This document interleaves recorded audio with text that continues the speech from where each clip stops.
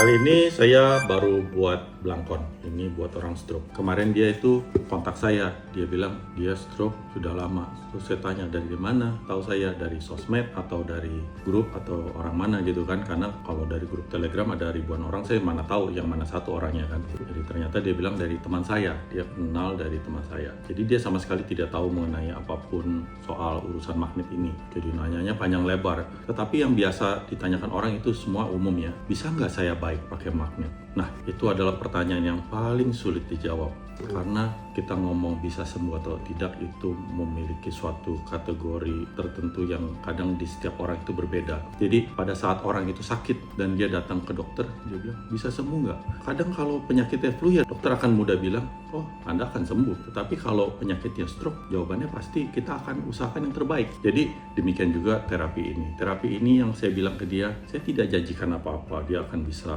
baik sampai seberapa. Dia sudah melakukan medis selama 6 tahun. Dan alhasil ya di bagian kaki yang sebelah bawah, daerah telapak kaki sampai ke ankle-nya dan daerah-daerah tangan ujung-ujungnya sini tetap masih sulit digerakkan dan banyak sekali gangguan gitu ya. Nah jadi saya bilang kita lakukan yang terbaik dengan menggunakan magnet. Tapi baik lagi, apa yang mau kita lakukan kan juga bergantung kepada orang tersebut. Jadi kalau kita mau misalnya, oh dokter bilang kalau turunin kolesterol pakai obat A, oh kolesterolnya udah lebih parah nih, naik ya obatnya yang B ya, nggak boleh yang generic yang lebih mahal gitu kan. Nah jadi otomatis baik lagi kalau orang yang nggak punya duit nggak bisa beli obat yang lebih mahal, dia tetap beli yang lebih murah, jadinya otomatis kolesterolnya mungkin tidak begitu stabil juga gitu. Nah demikian juga dengan terapi magnet. Baik lagi saya tawarkan beberapa hal yang dia pilih hanya satu ini, karena tetap kan yang namanya terapi magnet ada juga banyak hal yang perlu dipakai gitu ya. Misalnya TM123 itu yang utama sebenarnya buat setiap orang, tetapi dia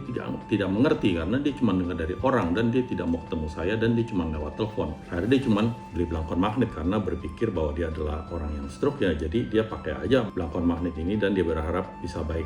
Yaitu namanya terapi seminimal mungkin yang bisa dilakukan daripada tidak begitu ya. Jadi ada juga yang namanya terapi maksimal dan minimal. Otomatis makin banyak terapi yang kita lakukan, otomatis makin ribet dan makin besar biaya yang mau nggak mau akan dikeluarkan oleh orang tersebut. Nah ini adalah salah satunya akan saya kirim.